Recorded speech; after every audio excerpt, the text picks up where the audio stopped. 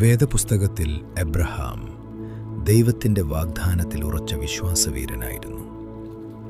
വൃദ്ധപ്രായത്തിൽ ലഭിച്ച തൻ്റെ ഏകമകനായ ഇസഹാക്കിനെ യാഗമായി സമർപ്പിക്കാൻ ദൈവം കൽപ്പിച്ചപ്പോൾ പോലും ദൈവം കരുതിക്കോളുമെന്ന വിശ്വാസത്തോടെ അവൻ അനുസരിക്കുവാൻ തീരുമാനിച്ചു.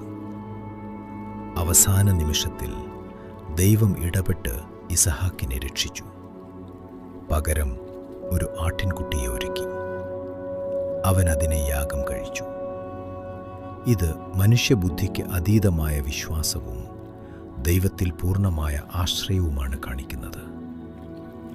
നിങ്ങളുടെ ജീവിതത്തിലും എല്ലാ വഴികളും അടഞ്ഞ് പ്രതീക്ഷകൾ നഷ്ടപ്പെടുമ്പോൾ ദൈവം തൻ്റെ പ്രവൃത്തി ആരംഭിക്കും.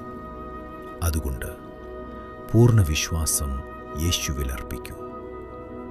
യഹോവയിരെ, കരുതുന്ന ദൈവം നമ്മുടെ കൂടെയുണ്ട്. ആമേൻ.